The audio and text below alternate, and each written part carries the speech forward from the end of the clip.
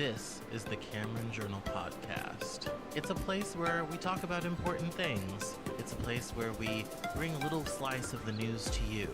And it's a place where we do important things, have important conversations. It's also things that I like to talk about. My name is Cameron Cowan, and this is the Cameron Journal Podcast.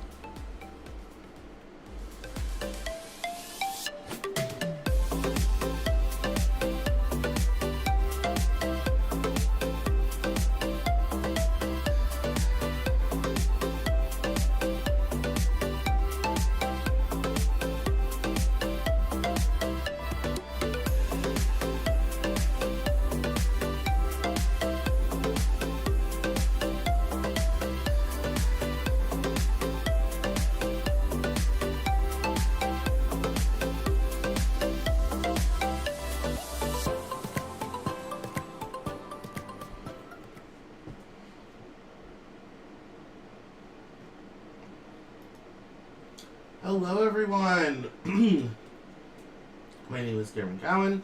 This is the Cameron Journal Newshour. So sorry that I was a little late today. I was on a call, and it's very hot here in Seattle, so I opted for a very lovely tank and linen shirt, because it's a little warm outside. It's been such a week, with everything that is going on. If you're on my newsletter list, you'll have gotten your monthly newsletter this morning, which is really great. I talked a lot about the economy and had some programming notes. So this is kind of another reminder that I am moving soon, and so we're not going to be having the news hour. We have 2 more weeks before I take a break and do some moving for the summer and all this type of thing. So that's another kind of friendly reminder about that. If you're not signed up for my newsletter, please go do so. Head over to thecameronjournal.com, and on that side of the screen, there'll be a sign up for the newsletter, and it comes out once a month. Also, I send out through the Authorly platform a weekly roundup of everything I've posted from all the places that I write around online. So if you want Cameron Journal content delivered right to your inbox, that's the best way to do it. So just sign up on the website. One sign up for you. I'll migrate your data. That's not a problem. And you can be on the email list. So, and get everything, all things Cameron Journal related, directly delivered to your inbox, which is great. Beyond that, things have been pretty crazy around here.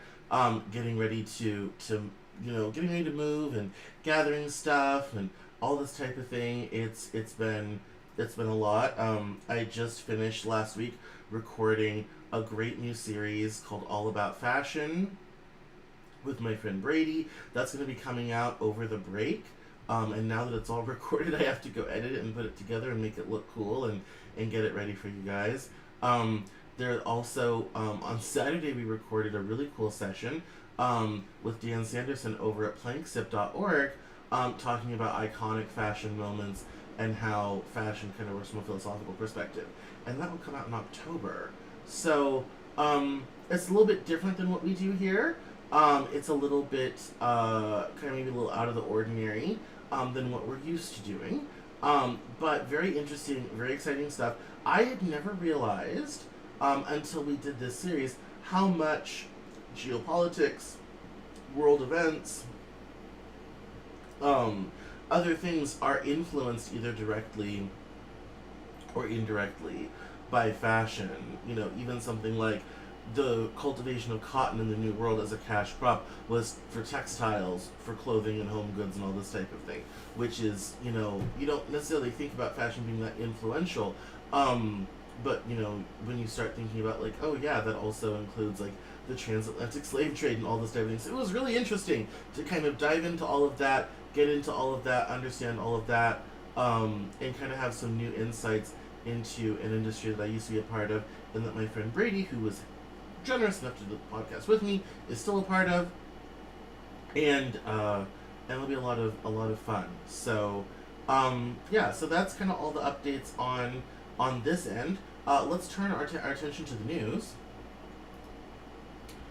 So we are, we have when it comes to news, we've got a lot of stuff going on. So, one of the big stories that kind of broke over the weekend and into today, is what's going on in Israel. So, Benjamin Netanyahu has been the Prime Minister of Israel off and on for almost 20 years at this point. More than 20 years. And his last election, he barely managed to eke through and get the job done, and get over the line and form a government. And lately now, he has changed a lot about Israel's independent judiciary. And according to Bloomberg, this has actually shaken markets. It says here, Netanyahu struggles to woo investors shaken by turmoil in Israel. Israel's prime minister to change judge selection process, shekel bonds stall as protest groups plan more demonstrations. Investors are unconvinced by Israeli Prime Minister Benjamin Netanyahu's pledge to scale back a judicial system overhaul that has triggered months of nationwide protests and threatened to weaken the economy. The Prime Minister's promise to change the judge selection process and abandon a broader overhaul has, so far, failed to rekindle confidence among global investors. Israel's foreign bonds and the shekel hardly gained on Monday, struggling to recover from a recent sell-off even as stocks rose. The problem is that Wall Street remains nervous about, quote, protesters who still fear permanent damage to the country's democracy, unquote, said Telemer strategist Hassan Malik. All of that still makes for an unhelpful backdrop for Israeli asset prices. Netanyahu on Sunday urged investors to pour their money into Israel, saying he wanted to avoid extremes when it came to overhauling the nation's judicial system. But his comments spurred even more fury among opponents and protesters who point out that the right-wing coalition is still seeking more control over the selection of judges.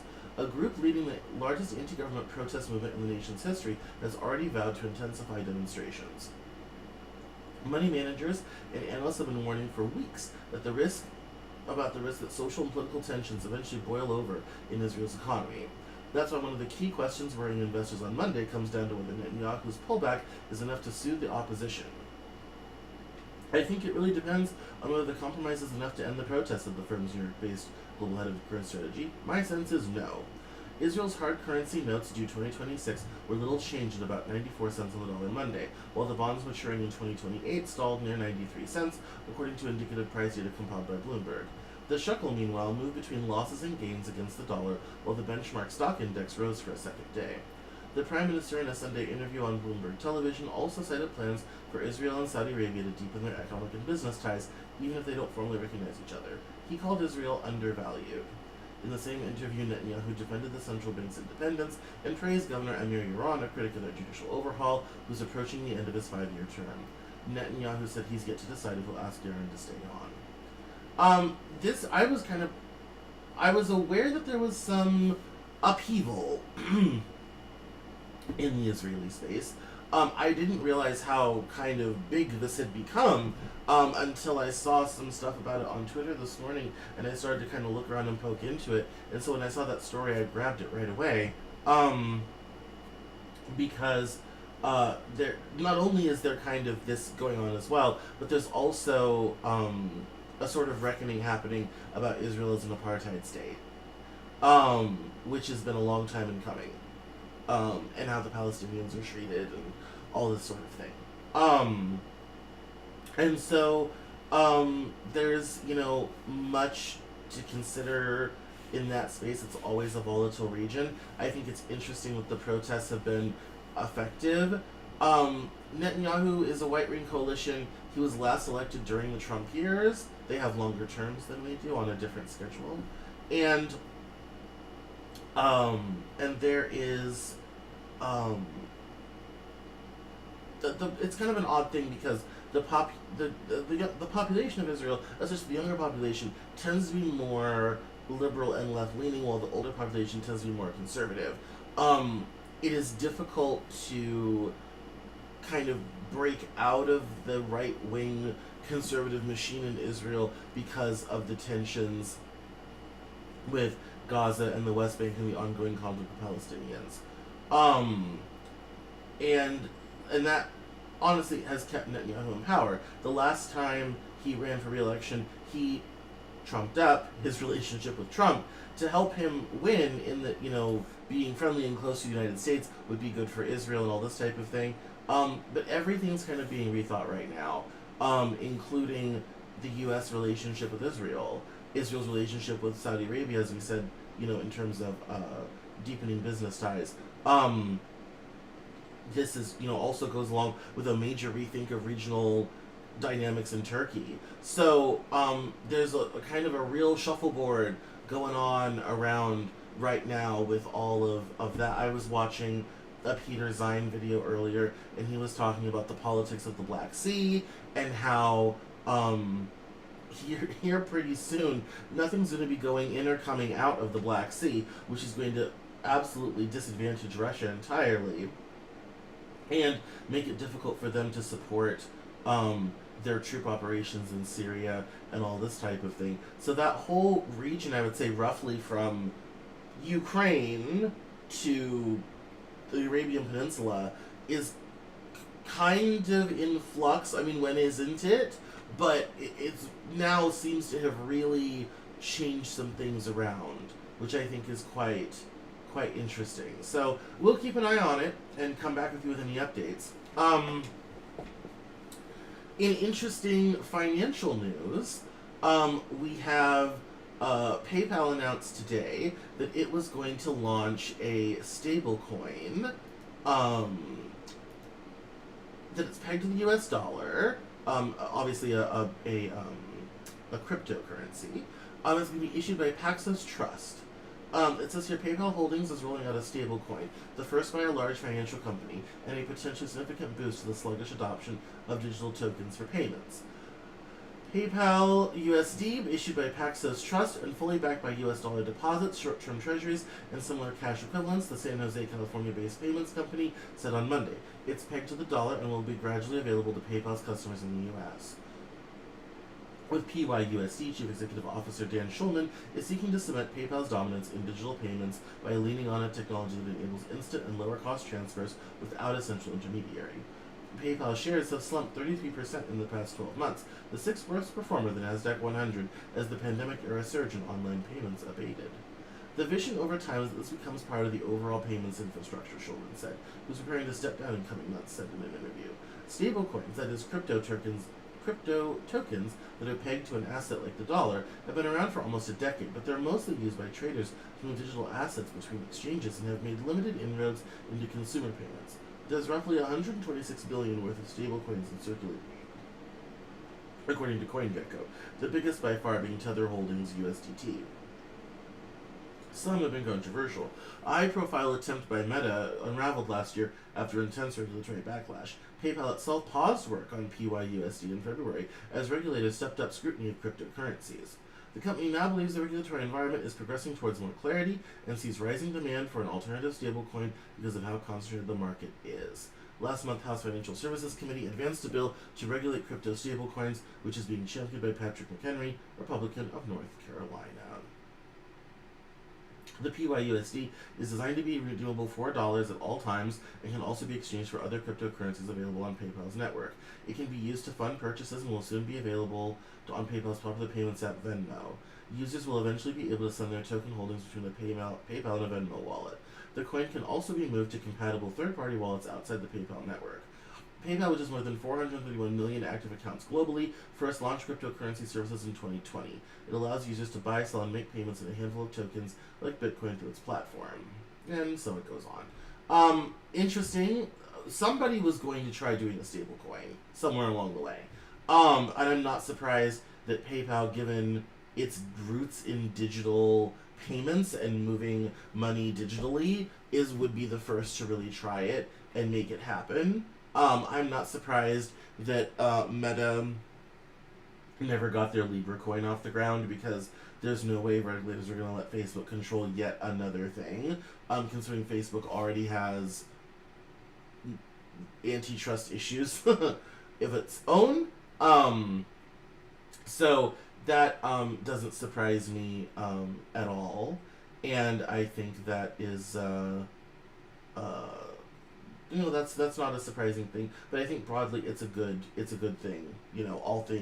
All things considered, it'll be interesting to see if it's successful. A couple stable coins have devalued, entirely because too many of them were made, or people lost confidence in them because cryptocurrency is a confidence game.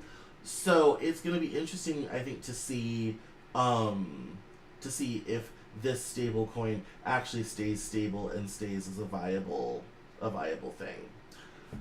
This one's interesting. It says here, property loans are so unappealing that banks want to dump them. So, I've talked a lot about the problems in the commercial real estate market, and this is another nail in the coffin. It says here, banks seeking to sell commercial property loans are encountering a dried up market with few options for an easy exit.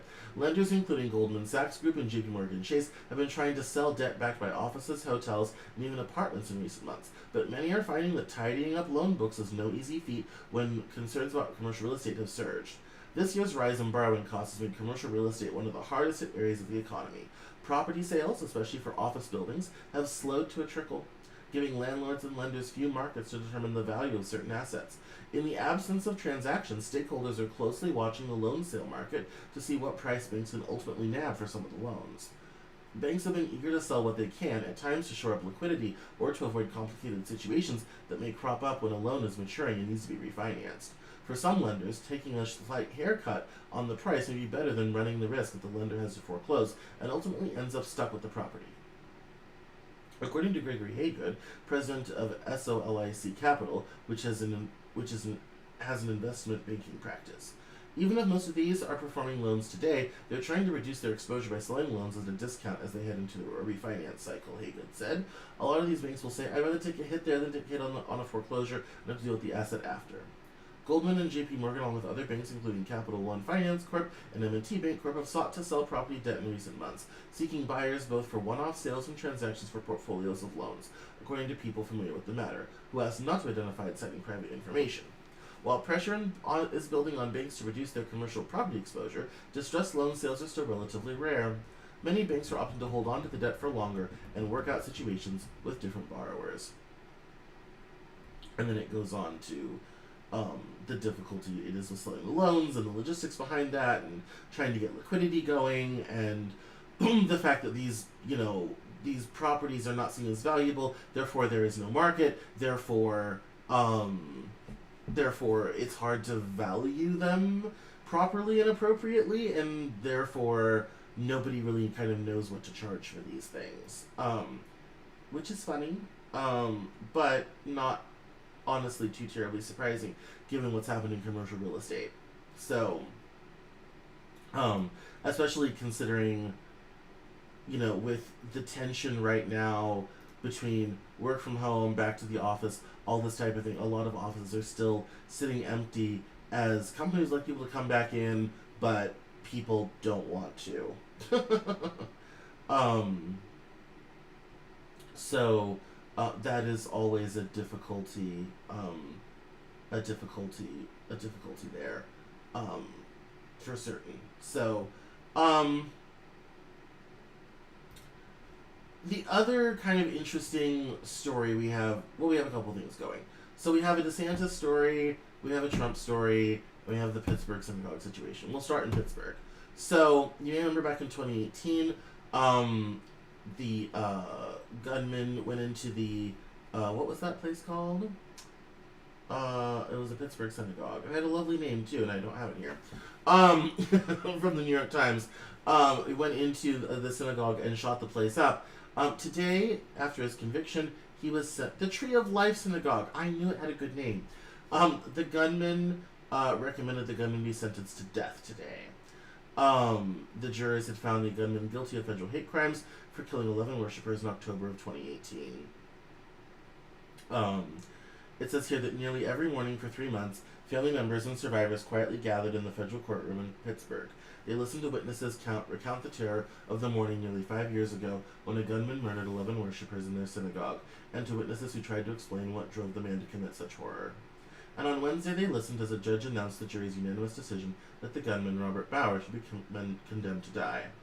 The verdict, after nearly 10 hours of deliberations by the jurors, was met with a mix of solemnity, gratitude, and relief among the survivors and relatives of those killed. Finally, justice has been served, said Leah Stein, whose father, Dan Stein, was killed in the attack. Even though nothing will bring my dad back, I feel like a weight has been lifted. The massacre on October 27, 2018, is considered the deadliest anti-Semitic attack in U.S. history, and the death sentence is the first handed down in a federal court during the Biden administration.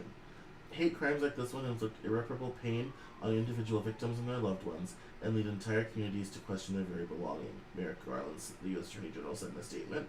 All Americans deserve to live free from the fear of hate-fueled violence, and the Justice Department will hold accountable those who perpetuate such acts. At a hearing scheduled for Thursday morning, Robert Colville, a U.S. District Judge, will formally impose this death sentence that the jury recommended. The members of the three congregations that have been meeting for services in the Tree of Life Synagogue on that gray, drizzly Sabbath morning in Pittsburgh have never come to a consensus about whether a death sentence would be a just outcome, but many had grown to appreciate the trial itself.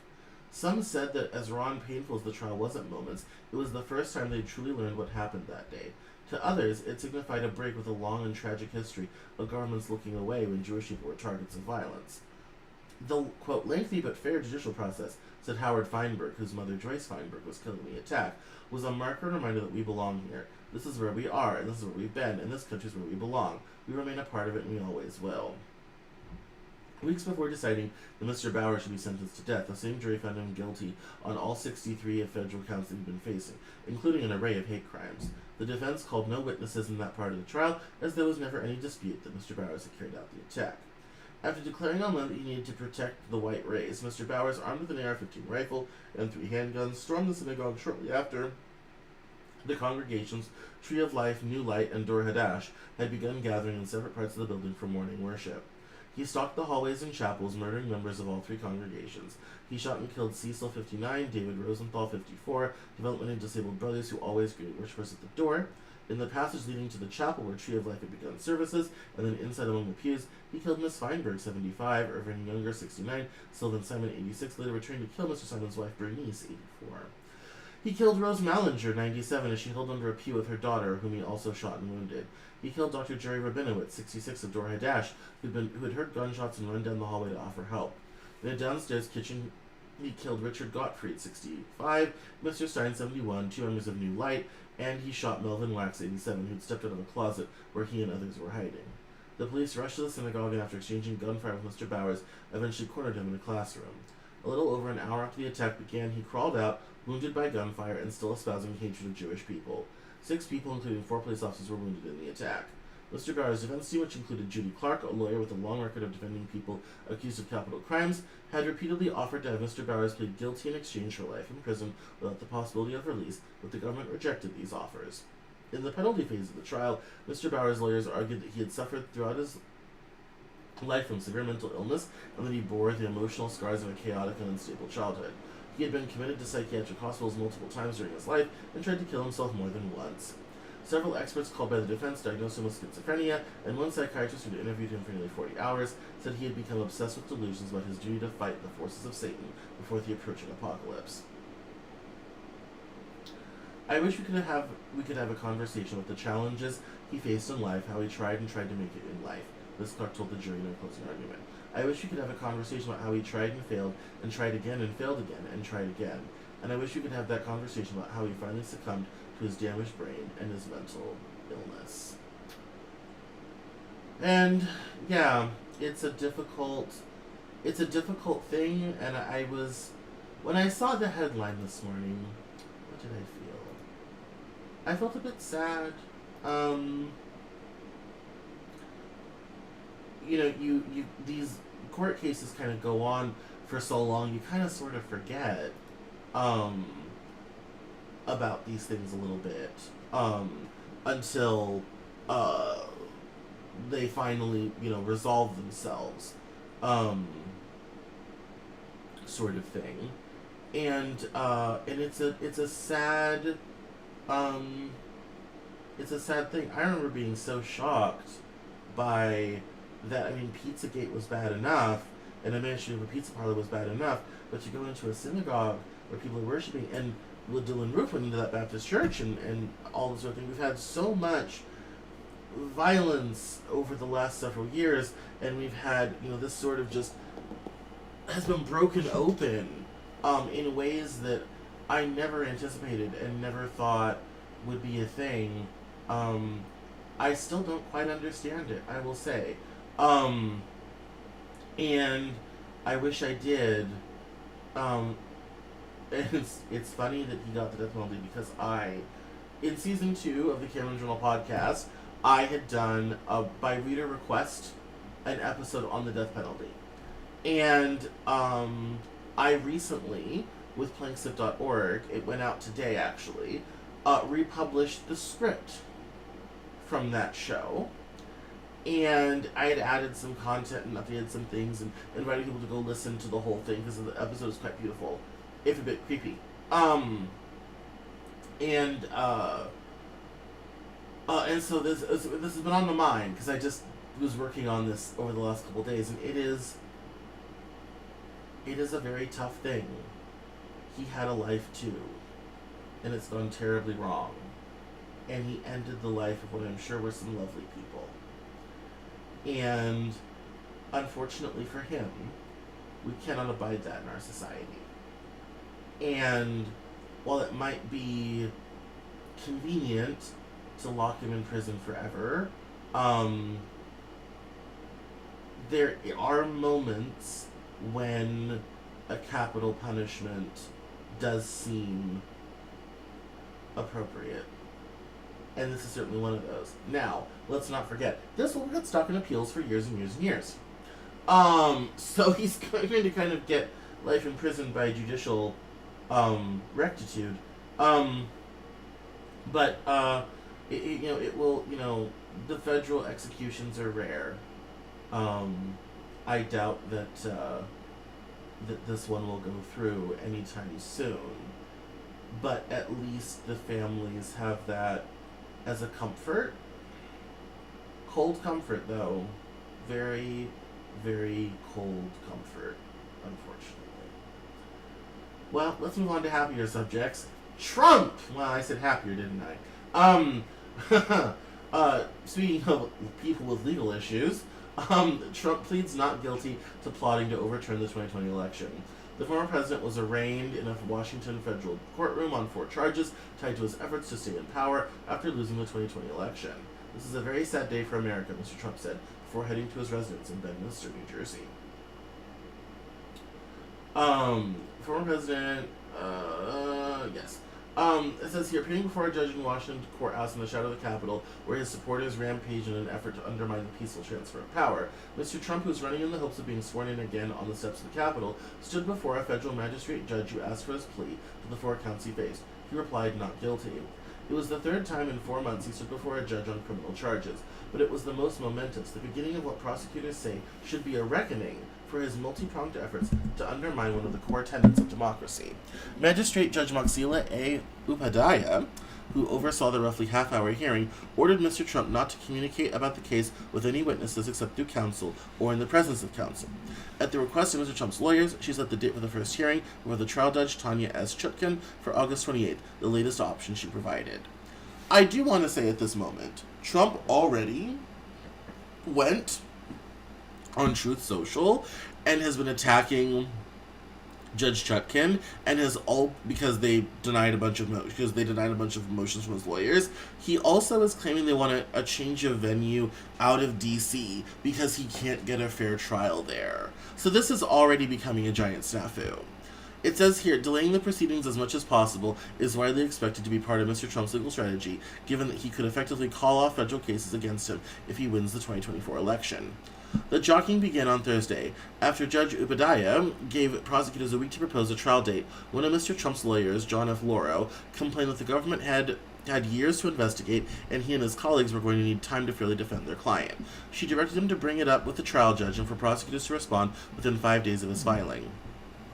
Following the hearing, Mr. Trump spoke briefly at Reagan National Airport, saying it was, quote, a very sad day for America. Mr. Trump said he was a victim of persecution by President Biden's Justice Department. This was never supposed to happen in America, he said, before boarding his private plane to return to Bedminster, New Jersey. The courthouse where Mr. Trump appeared has already hosted a stream of trials for Trump supporters and accused of attacking the Capitol on January 6, 2021.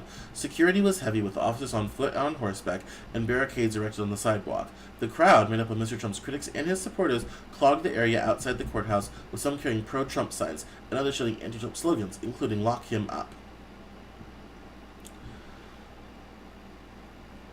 And that, yeah, I mean, that's really been the major stories. Like, there's just all of these cases. And I read this morning that apparently there's movement in Georgia, an indictment from Georgia over Trump trying to talk the Secretary of State into throwing him the election is apparently going to come down here soon.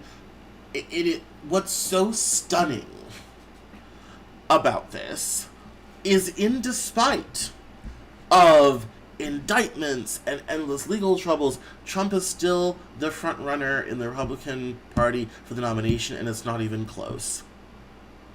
He is still cooking along at 51%, and the nearest competitor, DeSantis, is at 17%. We're gonna get to Mr. DeSantis here in a minute. That's, I think, what's kind of so frightening about the whole thing. However, I think a lot of people, wonder, oh my God, how could they still support him? Because as far as a lot of the Trump supporters are concerned, this is the natural arc of the story he told them. Remember, it's been the deep state is after you, I'm the only thing that can defend you against the deep state is coming for you, that's been the narrative. So, of course, when that's the narrative, when the government comes a-calling for you broke the law and need to be held accountable for it, when the government comes calling for that, it only seems natural, oh, this is the deep state. This is exactly what he was talking about. Like, this is the natural part of the narrative. And so, of course, it makes sense that he would have this happen to him, and people are going to stick by him because, as far as they're concerned, he's gotten the short shrift. And, and he's really a good guy, and none of this stuff is nearly as bad as what Biden has done. And what about and when you talk to Trump supporters, you'll always hear that, where you'll say, well, Trump, he hid classified documents. Well, Joe Biden did too. And, and Trump's clearly corrupt, and so are his kids. And they'll say, well, what about Hunter Biden's laptop? I mean, this is the back and forth. It's always, what about? No matter how you attack it, it's always, well, the other side does that too. So Trump must not be that bad. And so, in a weird way, this isn't going to go anywhere. I know that sounds dumb, but it just isn't. And Trump's not going anywhere. All of the people on The View and elsewhere who think that these cases are going to be what takes down Trump, I have sad news for you. Not going to happen. Trump's not going anywhere. Oh, and by the way, he's running in 2024. So get ready for that. And speaking of that, Ron DeSantis has taken a new view. It says here, DeSantis bluntly acknowledges Trump's 2020 defeat. Of course he lost. Joe Biden's the president, the Florida governor said in an interview with NBC News. He and other Republican presidential candidates have been testing new lines of attack against Donald Trump. Governor Ron DeSantis of Florida clearly stated in a new interview that Donald J. Trump lost the 2020 election, diverging from the orthodoxy of most Republican voters as the former president's struggling GOP rivals test out new lines of attack against him. Of course he lost, Mr. DeSantis said in an interview with NBC News published Monday. Joe Biden's the president.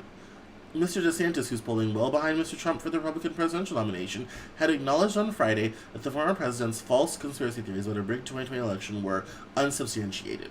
While the Florida governor is not making a complete break with the election-denying wing of the Republican Party, he said in the latest interview that there were various problems with the 2020 election and described it as, quote, not perfect. His comments represent an apparent change in strategy. For years, he dodged direct answers to questions about whether he believed the contest was stolen, and during the 2022 midterms, he campaigned for election deniers. Mr. DeSantis' increasingly aggressive stance serves to buttress his overall argument against Mr. Trump, namely that under his leadership, Republicans have performed poorly in 3 elections in a row, and it suggests that Mr. Trump's legal problems have sent his Republican competitors looking for some way to take advantage. It says here, So far, most prominent candidates, former Governor Chris Christie of New Jersey and former Vice President Mike Pence, have spoken out strongly against Mr. Trump. Mr. Christie is running an explicitly anti-Trump platform. Mr. Pence has said that Mr. Trump deserves, quote, the presumption of innocence, but has also said he would testify in the former president's trial over January 6, 2021, if required to do so.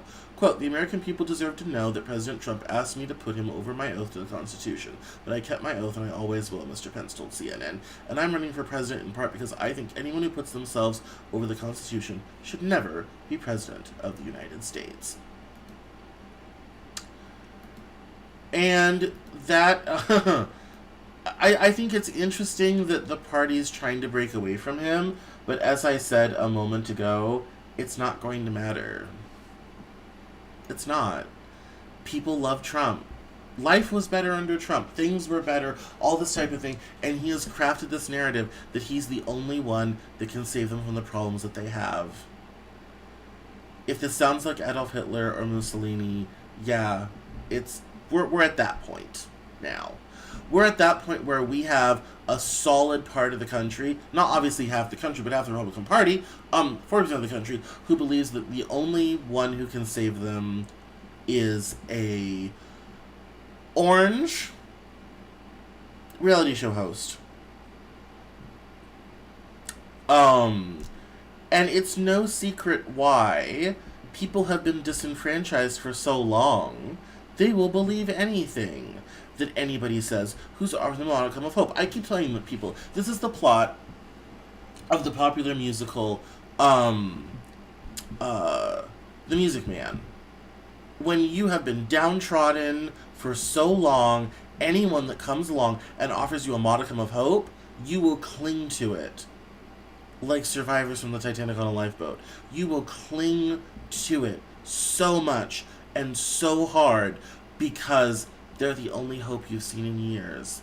They're the only good thing that's happened to you in forever. And it's really unfortunate that we've reached a place in this country where that's true, but that's years of austerity, that's years of neoliberal economics, that's years of all that stuff. And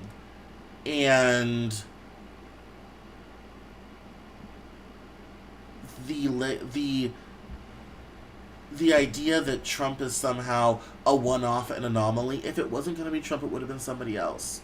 He just happened to step into the role and do it at the right moment, at the right place and time. And I don't think any of this legal stuff is going to matter. I mean, it's nice, it feels good, it's nice to see, something happening, but it's not going to matter. It's just not. It's not going to matter. Nothing's going to come of it. And he's going to end up either getting off. He's certainly not going to jail. If you think Trump's going to jail, leave it alone. Not going to happen. But I do find it interesting that the Republican candidates are trying to see if they can rally what's left of the Republican Party that isn't wedded to Trump. I don't know that's going to be a winning strategy for them. People like Trump. We may not like that people like that, but I think his brashness, his lack of care for political correctness, his tell it like it is, say it like it is, give you permission to say all the things that you previous to would have been socially shamed for saying, has a great deal of appeal to people. And I think the sooner that we understand that and learn to live with that, the better off that we'll all feel. I also feel very strongly that if the Democrats want to do better, then they're going to have to start talking to regular, everyday people. One of the two most terrible mistakes the Democrat Party ever made was becoming the party of the educated urban elite, with educated urban elite problems. Leaves out most of the country. And that is, something that is a cause for significant reform. Well, is that going to happen? I don't know. The DNC is pretty daft. But there's a lot to... I think you have to, rather than attacking Trump because of his legal issues or his racism or things like this, you have to meet him where he is. Realize he's saying some things that resonate with people. Start there. Figure out what the actual problems are. Why are people resonating with that? And then you'll have a better chance of winning elections. To some degree, Joe Biden figured it out. He went to Pennsylvania and talked jobs, industry, all this type of thing, and has delivered most of it. in terms of we're having a manufacturing renaissance like never before, more stuff is being reshored than ever before, all this type of thing, that's, a good thing. And so he's, getting down and dirty and making it happen, and they used 2 years of unified government to get a lot of stuff done and through and all this sort of thing. Great, wonderful, fantastic. That's, a good thing. But you're going to have to start addressing Trump supporters' concerns where they are. It's crime, it's diversity, it's political correctness, it's trans, it's all. You're going to have to start attacking those concerns head on and taking them seriously, rather than treating them like they're wrong, they're bigoted, they're homophobic. No, start talking to them like those are actual concerns that need address. Now, how you choose to address them and what you choose to talk about with them can be very in favor of those things. But don't dismiss them. That's what pisses people off. Very seriously. That's what pisses people off, is the dismissiveness of the Democratic Party over a lot of these issues. People just, they're not regarded. That people don't feel like they're being seen and heard. And when people don't feel like they're being seen and heard, they're going to go after the first person who is willing to see them and who is willing to hear them. And unfortunately right now, that's Trump. So unless you intend to start really meeting him on the field of battle and really going after the stuff he says and showing it for the falsehoods that it is, and addressing the real underlying issues, that people are nervous about crime. People are nervous about a lot of the stuff around diversity, and, and maybe they are afraid they're being replaced, and maybe they are, afraid that, there's going to be, creepy, that their kids are going to be trans and all this type of thing, and maybe they don't want their kids being given resources to transition school and all this type of thing. Address that, but don't dismiss it. You can address it in a positive way, but don't dismiss it. Don't treat people like they're dumb. They will see right through it. You can't do it. They will see right through it, and they will resent you immediately for it. And so it's very important to have the right sort of attitude about that kind of thing. Because otherwise, you're just going to get selected at the voting box. Simple as. People will punish you for that. And why shouldn't they? Nobody should be treated like they're dumb for having real concerns about their society. And unfortunately, the strategy of the Democratic Party is to do exactly that. And it is most unfortunate. So, alright guys, that's it for me. I appreciate you. Thank you for watching. I love it. I'll be back next week for our second to last one before the break. Just catch me on Twitter at Cameron Cowan, Facebook.com/Cameron L. Cowan, on Instagram, Cameron Cowan as well. And I'll see you next time on the Cameron Journal News Hour. Bye-bye now.